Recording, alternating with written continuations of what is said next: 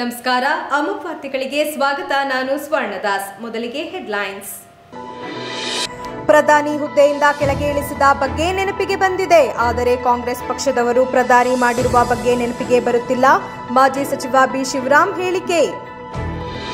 ಜಿಲ್ಲೆಯ ಏಕೈಕ ಶಾಸಕರು ಜಿಲ್ಲಾ ಉಸ್ತುವಾರಿ ಸಚಿವರ ಜೊತೆ ಪಕ್ಷ ಸಂಘಟನೆಗೆ ಓಡಾಡಲಿ. ಮಾಜಿ ಸಚಿವ ಬಿ ಶಿವರಾಮ್ ಹೇಳಿಕೆ. ಮತ್ತು ಟೈರ್ ಪಂಚರ್ ಆಗಿ ರಸ್ತೆ ಮಧ್ಯೆ ನಿಂತಿದ್ದ ಟಿಂಬರ್ ಲಾರಿಗೆ ಹಿಂಬದಿಯಿಂದ ಕಾರು ಡಿಕ್ಕಿ. ಕಾರಿನಲ್ಲಿದ್ದ ಇಬ್ಬರು ಸ್ಥಳದಲ್ಲೇ ಸಾವು. ಆಲೂರು ತಾಲೂಕಿನ ಈಶ್ವರಹಳ್ಳಿ ಕೂಡಿಗೆ ಬಳಿಯ ರಾಷ್ಟ್ರೀಯ ಹೆದ್ದಾರಿ 75ರಲ್ಲಿ ಘಟನೆ. ವಾರ್ತೆಗಳ ವಿವರ. ಜಿಲ್ಲೆಯ ವಿವಿಧ ಸಮಸ್ಯೆ ಬಗ್ಗೆ ಪ್ರಸ್ತಾಪ ಮಾಡುವಾಗ ಅವಧಿಗೂ ಮುನ್ನ ನನ್ನನ್ನು ಕಾಂಗ್ರೆಸ್ ಕೆಳಗೆ ಇಳಿಸಿದರು ಎಂದು ಮಾಜಿ ಪ್ರಧಾನಿ ಎಚ್.ಡಿ. ದೇವೇಗೌಡರು ಹೇಳಿಕೆ ನೀಡುತ್ತಾರೆ. ಆದರೆ ಪ್ರಧಾನಿ ಮಾಡಿದ ಬಗ್ಗೆ ನಮ್ಮ ಪಕ್ಷವನ್ನ ನೆನಪಿಸಿಕೊಳ್ಳುವುದಿಲ್ಲ ಎಂದು ಮಾಜಿ ಸಚಿವ ಬಿ ಶಿವರಾಮ್ ಹೇಳಿದರು. ಪತ್ರಿಕಾಗೋಷ್ಠಿಯಲ್ಲಿ ಮಾತನಾಡಿದ ಅವರು 1996ನೇ ಇಸ್ವಿ ದೇವೇಗೌಡರು ಪ್ರಧಾನಿಯಾದಾಗ ಭೂ ಒತ್ತುವರಿ ಬಗ್ಗೆ ಪ್ರಸ್ತಾಪ ನಡೆಸಿದ್ದು, ಆದರೆ ಅವಧಿಗೂ ಮುನ್ನ ನನ್ನನ್ನ ಕೆಳಗೆ ಇಳಿಸಿದರು ಎಂದು ಹೇಳಿಕೆ ನೀಡಿದ್ದು, ಪ್ರಧಾನಿ ಹುದ್ದೆಯಿಂದ ಕೆಳಗೆ ಇಳಿಸಿದ ಬಗ್ಗೆ ನೆನಪಿಗೆ ಬಂದಿದೆ. ಆದರೆ ಕಾಂಗ್ರೆಸ್ ಪಕ್ಷದವರು ಪ್ರಧಾನಿ ಮಾಡಿದ ಬಗ್ಗೆ ನೆನಪಿಗೆ ಬರುತ್ತಿಲ್ಲ. ಪ್ರಧಾನಿಯಾಗಿದ್ದ 11 ತಿಂಗಳಲ್ಲಿ ಈ ಸಮಸ್ಯೆ ಬಗೆಹರಿಸಬಹುದಿತ್ತು. ಇದಾದ ನಂತರವೂ ಅವಕಾಶವಿತ್ತು. ಈ ವೇಳೆ ಯಾವ ಸಮಸ್ಯೆಗೂ ಕಂಡು ಹಿಡಿಯಲಿಲ್ಲ ಪರಿಹಾರವನ್ನ. ಚುನಾವಣೆ ಬಂದಾಗ ಜನರಿಗೆ ನೆನಪಿಸುವುದು ದೇವೇಗೌಡರ ಕೆಲಸ. ವೋಟ್ ಬ್ಯಾಂಕ್ಗಾಗಿ ಈ ಪ್ರಚಾರ ಮಾಡುತ್ತಿದ್ದಾರೆಂದು ಹೇಳಿದರು.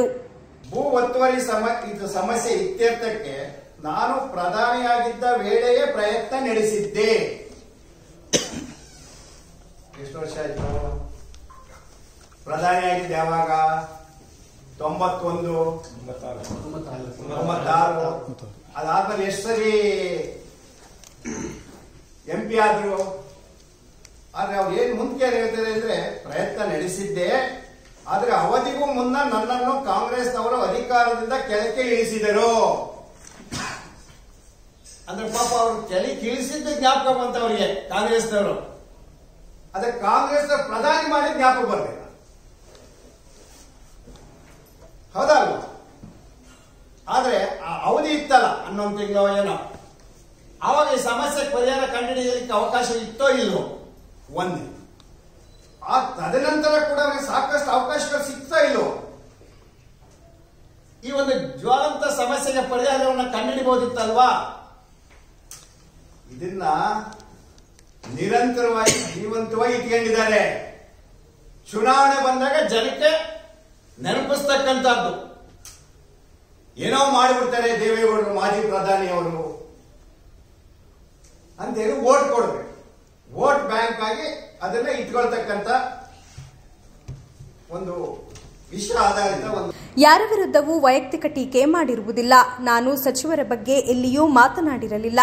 ಜಿಲ್ಲೆಯ ಏಕೈಕ ಶಾಸಕರು ಜಿಲ್ಲೆ ಸಂಚಾರ ಮಾಡಲಿ, ಸಚಿವರ ಜೊತೆ ಓಡಾಡಲಿ ಎಂದು ಹೇಳಿದ್ದು ನಿಜ ಎಂದು ಹೇಳಿದರು.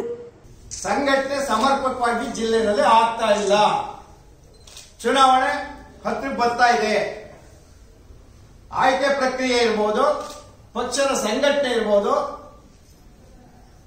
ಆಗ್ತಾ ಇಲ್ಲ ಅಂತಕ್ಕಂಥ ವಿಷಯಗಳನ್ನ ಇದಕ್ಕೆ ಪೂರಕವಾಗಿ ಇಟ್ಕೊಂಡೆ ನಾನು ಹೇಳಿದೆ. ಇಲ್ಲಿ ಯಾರನ್ನೇ ಉದ್ದೇಶಿಸಿ ನಿಖರವಾಗಿ ಉಸ್ತುವಾರಿ ಸಚಿವರು ಮಾಡಿಲ್ಲ ಅಂತಕ್ಕಂಥ ಮಾತನ್ನ ನಾನು ಬಳಸ್ತಾ ಇಲ್ಲ. ಅದು ನಿಮ್ ಕಡೆಯಿಂದ ಬಂದಂತ ಪ್ರಶ್ನೆಗೆ ಉತ್ತರ ಕೊಟ್ಟಿಲ್ಲ ಅಷ್ಟೇ.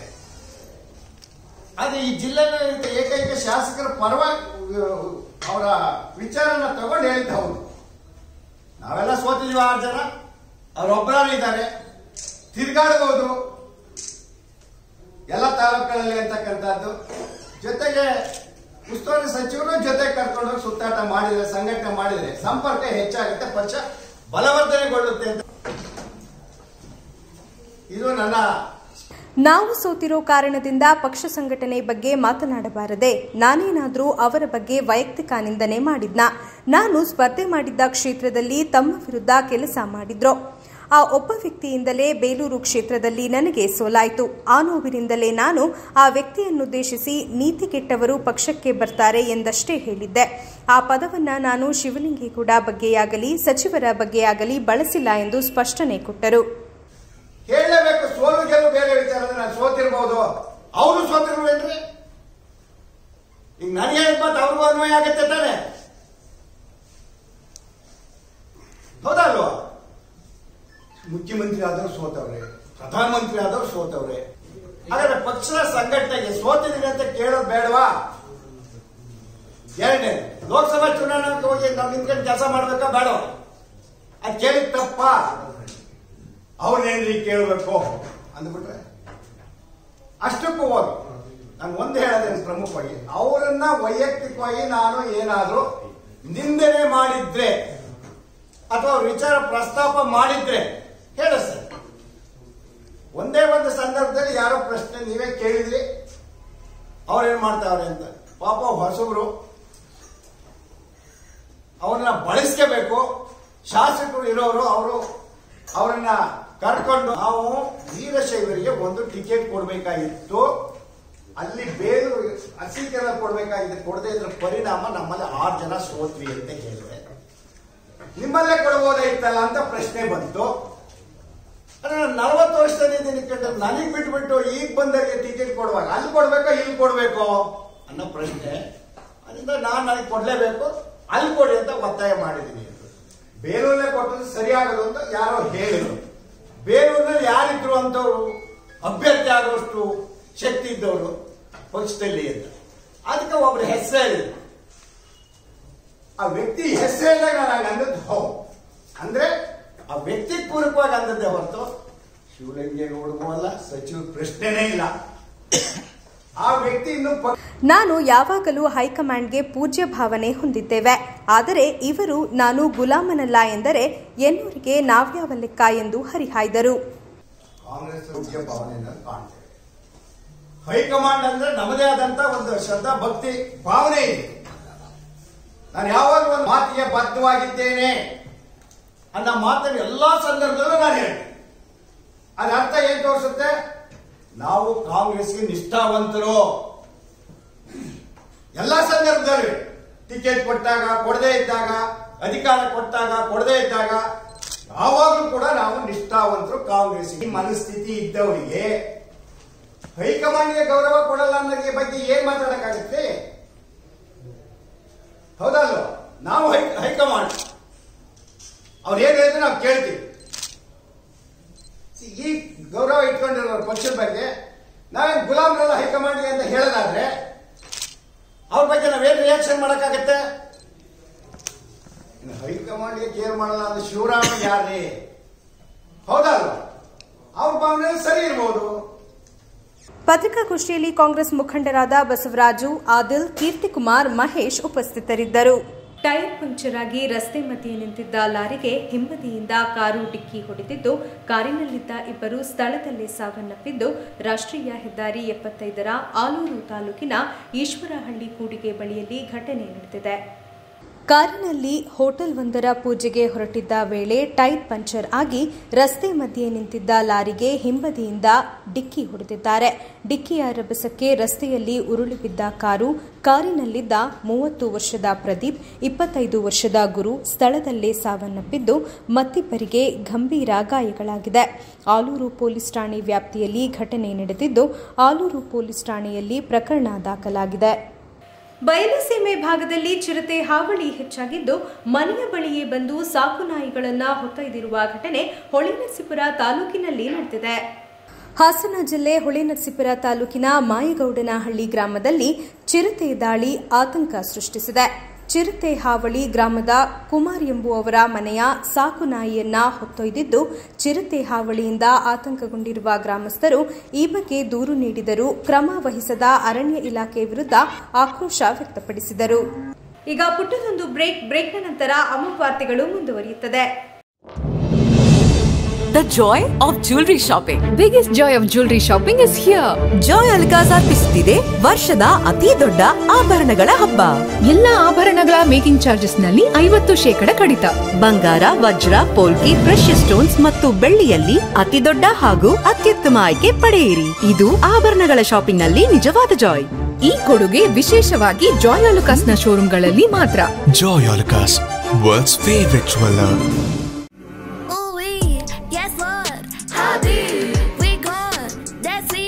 Stay low, I feel, guess what?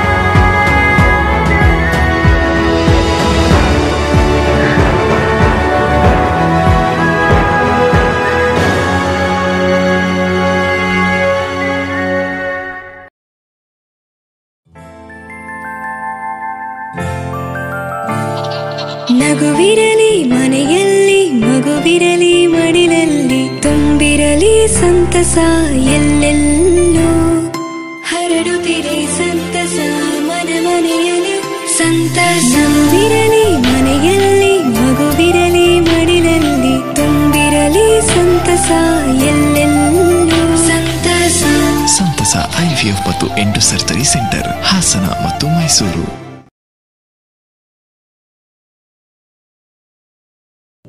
Shri Hasanamba granites and ceramics, Jayanagar 1ನೇ ಹಂತ, ರಿಂಗ್ ರಸ್ತೆ, ಹಾಸನ. ನಿಮ್ಮ ಕನಸಿನ ಮನೆಯ ಅಂದವನ್ನ ಹೆಚ್ಚಿಸುವಂತ tiles, vitrified sanitary accessories, ceramics, appliances, modular kitchens, natural stones, wooden finishing, bathroom fittings, luxury collections ಹೀಗೆ 20ಕ್ಕೂ ಹೆಚ್ಚು ಪ್ರತಿಷ್ಠಿತ ಕಂಪನಿಗಳ ಔಟ್ಲೆಟ್ ಉಳ್ಳ ಕರ್ನಾಟಕದ ಏಕೈಕ ಪ್ರತಿಷ್ಠಿತ showroom Shri Hasanamba granites and ceramics. ಹೆಚ್ಚಿನ ಮಾಹಿತಿಗಾಗಿ ಸಂಪರ್ಕಿಸಿ 9742283322, 9164183222, 9538161312. Shri Hasanamba granites and ceramics, Jayanagar 1ನೇ ಹಂತ, ರಿಂಗ್ ರಸ್ತೆ, ಹಾಸನ. ಬೇಲೂರು ರಿಂಗ್ ರಸ್ತೆಯಲ್ಲಿ ನೂತನವಾಗಿ ಪ್ರಾರಂಭವಾಗಿರುವ ಪ್ರಕೃತಿ ಗ್ರ್ಯಾಂಡ್ ವೆಜ್ ರೆಸ್ಟೋರೆಂಟ್. ನಮ್ಮಲ್ಲಿ ಸೌತ್ ಇಂಡಿಯನ್, ನಾರ್ತ್ ಇಂಡಿಯನ್ ಮತ್ತು ಚೈನೀಸ್ ಸುಪ್ರಸಿದ್ಧ ತಿಂಡಿ ತಿನಿಸುಗಳು, ರೋಟಿ, ಕರಿ ಮತ್ತು ತಾಜಾ ಹಣ್ಣಿನ ಜ್ಯೂಸ್ ದೊರೆಯುತ್ತದೆ. ಮತ್ತು Maharaja tandoori point non veg multi cuisine restaurant ಪ್ರಾರಂಭವಾಗಿದೆ. ನಮ್ಮಲ್ಲಿ biryani, chicken 65, chicken ghee roast, chicken kebab ಇನ್ನಿತರೆ ಮಾಂಸಾಹಾರಿ ಖಾದ್ಯಗಳು ರುಚಿ ಮತ್ತು ಶುಚಿಯಾಗಿ ದೊರೆಯುತ್ತದೆ. ಆಕರ್ಷಕ ಹೊರಾಂಗಣ ಮತ್ತು ಕೂರಲು ವಿಶಾಲವಾದ ಸ್ಥಳಾವಕಾಶವಿದೆ. ಇಂದೇ ನಿಮ್ಮ ಕುಟುಂಬಸ್ಥರು ಮತ್ತು ಸ್ನೇಹಿತರೊಂದಿಗೆ ಭೇಟಿ ನೀಡಿ ಪ್ರಕೃತಿ ಗ್ರ್ಯಾಂಡ್ ವೆಜ್ ರೆಸ್ಟೋರೆಂಟ್ ಮತ್ತು Maharaja tandoori point non veg multi cuisine restaurant. ವಿಳಾಸ near dollars residency, Belur ring ರಸ್ತೆ, ಹಾಸನ. ಹೆಚ್ಚಿನ ಮಾಹಿತಿಗಾಗಿ ಫೋನ್ ಸಂಖ್ಯೆ 9741546006. ನೀವು ನಿಮ್ಮ ಚಿನ್ನವನ್ನು ಪ್ರಸ್ತುತ ದರದಲ್ಲಿ ಮಾರಾಟ ಮಾಡಬೇಕೇ? ನೀವು ನಿಮ್ಮ ಗಿರವಿ ಇಟ್ಟಿರುವ ಚಿನ್ನವನ್ನು ಬಿಡಿಸಲು ಹಣ ಬೇಕೇ? ಹಿಂದೆ ಕರೆ ಮಾಡಿ ಸ್ಕಂದ ಗೋಲ್ಡ್ ಕಂಪನಿ 7996089960.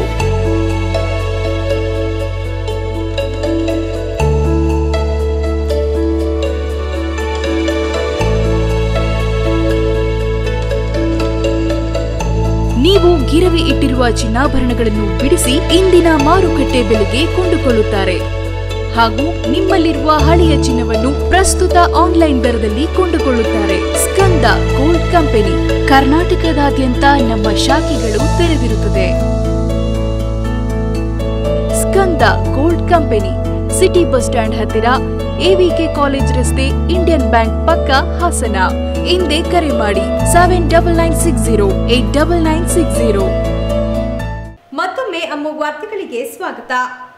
ಮಹನೀಯರ ಆದರ್ಶಗಳನ್ನು ಅನುಸರಿಸಿದಾಗ ಉನ್ನತ ಸಮಾಜ ನಿರ್ಮಾಣ ಸಾಧ್ಯ ಎಂದು ಮಾಜಿ ಸಚಿವ ಹಾಗೂ ಶಾಸಕ ಎ ಮಂಜು ತಿಳಿಸಿದರು.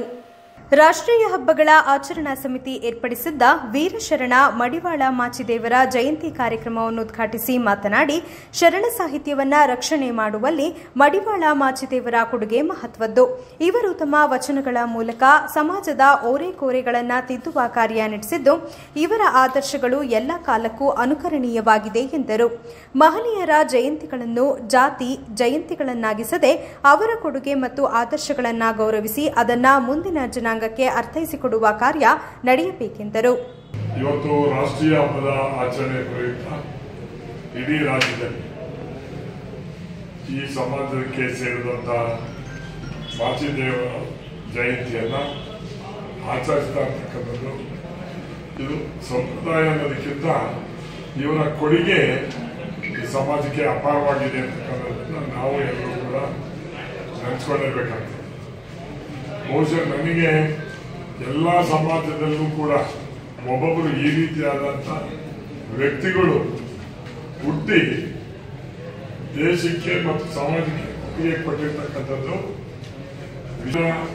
ನಾವು ನೆನೀತಕ್ಕಂಥ ಜವಾಬ್ದಾರಿ ನಮ್ದು. ಜೊತೆಗೆ ಅವರ ಆದರ್ಶಗಳನ್ನ ನಾವು ಅಳವಡಿಸ್ಕೊಳ್ಬೇಕಾದದ್ದು ಭಾರಿ ಒಂದು ಜವಾಬ್ದಾರಿ ಎಲ್ಲರೂ ಅಳವಡಿಸ್ಕೋಬೇಕು.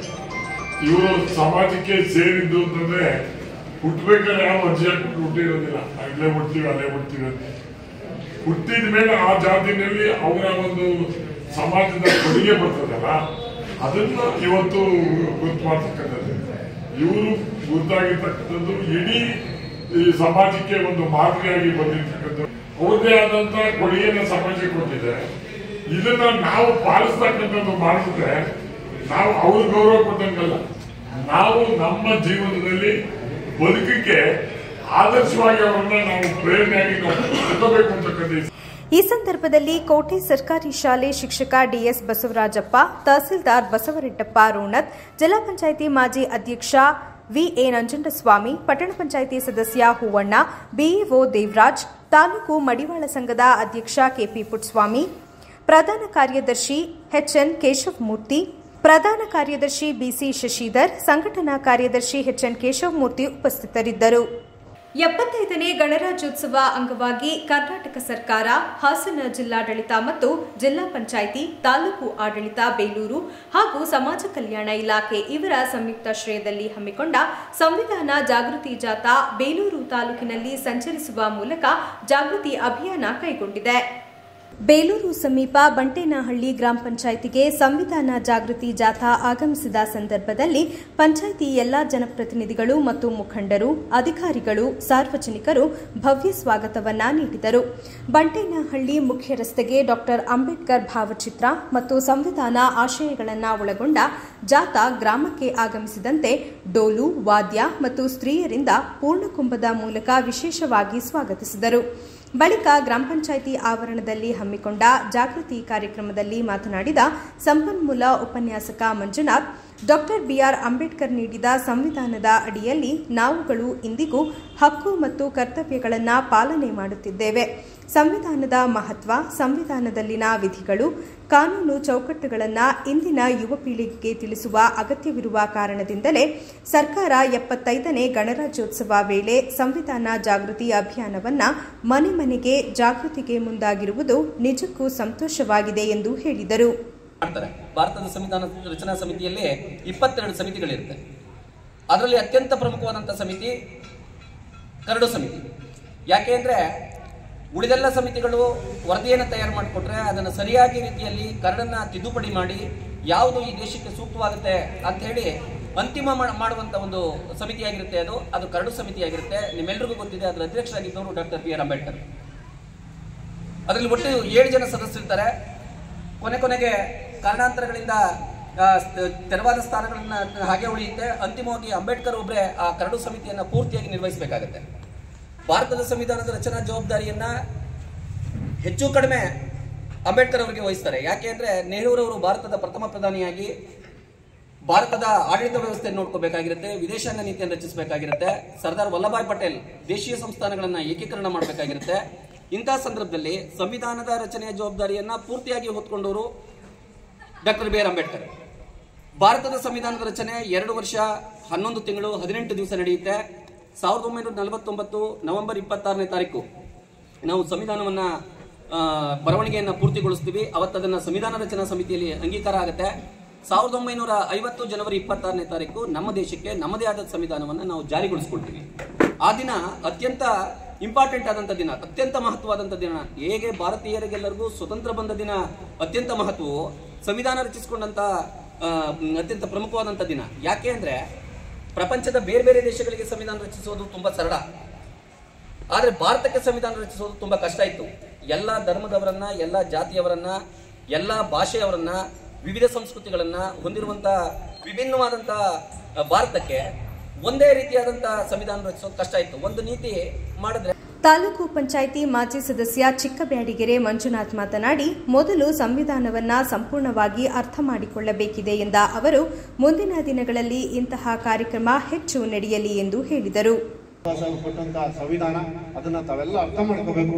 ಮಕ್ಕಳಿಗೆ ನೀವು ಇಲ್ಲಿ ಟೀಚರ್ಸ್ ಇದ್ದೀರಾ, ನೀವು ಪ್ರತಿ ಶಾಲೆಯಲ್ಲಿ ಒಂದು 10 ನಿಮಿಷ 15 ನಿಮಿಷ ಸಂವಿಧಾನದ ಬಗ್ಗೆ ಅರಿವಿನ ಮೂಡಿಸ್ಬೇಕು.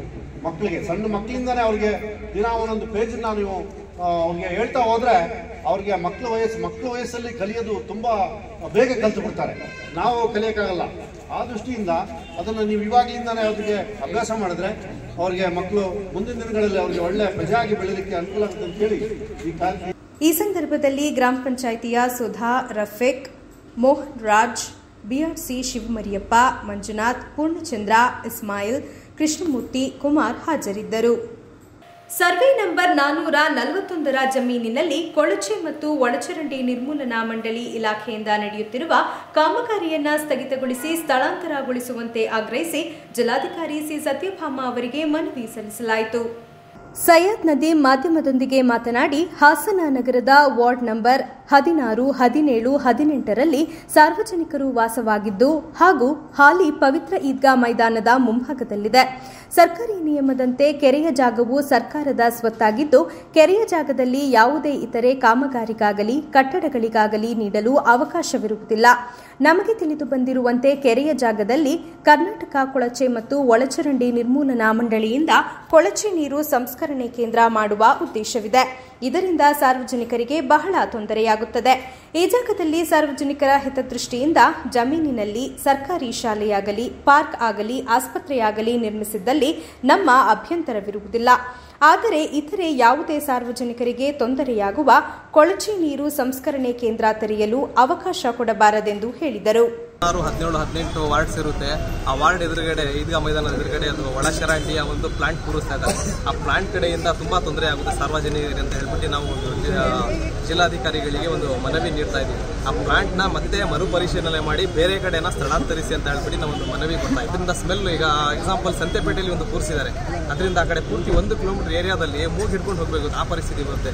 ಇಲ್ಲಿ ಏನಾಗಿದೆ, ಮುಸ್ಲಿಂ ಪಾಕೆಟ್ ಏರಿಯಾದಲ್ಲಿ ಮತ್ತೆ ಬಡ ಜನ ಇರೋ ಕಡೆ ಏನಾಗಿದೆ, ಪೂರ್ತಿ ಸ್ಲಮ್ ಆಗಿದೆ. ಅದರಲ್ಲಿ ಮತ್ತೆ ಸ್ಲಮ್ ಆಗ್ಬಿಟ್ಟು ಮತ್ತೆ ಇದು ಹೆಲ್ತ್ ಇಶ್ಯೂ ಆಗುತ್ತೆ ಅಂತ ಹೇಳ್ಬಿಟ್ಟು ನಾವೆಲ್ಲ ಈಗ ಮತ್ತೆ ಪುನಃ ಕೆಲಸ ಸ್ಟಾರ್ಟ್ ಮಾಡಿದ್ದಾರೆ. ಅದಕ್ಕೋಸ್ಕರ ಕೆಲಸನ ನಿಲ್ಲಿಸ್ಬಿಟ್ಟು ಬೇರೆ ಕಡೆನ ಸ್ಥಳಾಂತರಿಸಿ ಅಂತ ಹೇಳ್ಬಿಟ್ಟು ನಮ್ದು ಒಂದು ರಿಕ್ವೆಸ್ಟ್. ಈ ಸಂದರ್ಭದಲ್ಲಿ ಇಸ್ಮಾಯಿಲ್, ಅಮಾನುಲ್ಲಾ ಶರೀಫ್, ಆಸಿಫ್, ರಶೀದ್, ಶಾರುಖ್, ನದೀಂ, ಅಲೀಂ ಉಪಸ್ಥಿತರಿದ್ದರು. ಕೊನೆಯಲ್ಲಿ ಮತ್ತೊಮ್ಮೆ ಹೆಡ್ಲೈನ್ಸ್. ಪ್ರಧಾನಿ ಹುದ್ದೆಯಿಂದ ಕೆಳಗೆ ಇಳಿಸಿದ ಬಗ್ಗೆ ನೆನಪಿಗೆ ಬಂದಿದೆ, ಆದರೆ ಕಾಂಗ್ರೆಸ್ ಪಕ್ಷದವರು ಪ್ರಧಾನಿ ಮಾಡಿರುವ ಬಗ್ಗೆ ನೆನಪಿಗೆ ಬರುತ್ತಿಲ್ಲ. ಮಾಜಿ ಸಚಿವ ಬಿ ಶಿವರಾಮ್ ಹೇಳಿಕೆ. ಜಿಲ್ಲೆಯ ಏಕೈಕ ಶಾಸಕರು ಜಿಲ್ಲಾ ಉಸ್ತುವಾರಿ ಸಚಿವರ ಜೊತೆ ಪಕ್ಷ ಸಂಘಟನೆಗೆ ಓಡಾಡಲಿ. ಮಾಜಿ ಸಚಿವ ಬಿ ಶಿವರಾಮ್ ಹೇಳಿಕೆ. ಮತ್ತು ಟೈರ್ ಪಂಚರ್ ಆಗಿ ರಸ್ತೆ ಮಧ್ಯೆ ನಿಂತಿದ್ದ ಟಿಂಬರ್ ಲಾರಿಗೆ ಹಿಂಬದಿಯಿಂದ ಕಾರು ಡಿಕ್ಕಿ. ಕಾರಿನಲ್ಲಿದ್ದ 2 ಸ್ಥಳದಲ್ಲೇ ಸಾವು. ಆಲೂರು ತಾಲೂಕಿನ ಈಶ್ವರಹಳ್ಳಿ ಕೂಡಿಗೆ ಬಳಿಯ ರಾಷ್ಟ್ರೀಯ ಹೆದ್ದಾರಿ 75ರಲ್ಲಿ ಘಟನೆ. ಮುಂದಿನ ವಾರ್ತಾ ಸಂಚಿಕೆಯೊಂದಿಗೆ ಮತ್ತೆ ಭೇಟಿಯಾಗೋಣ. ವಂದನೆಗಳು.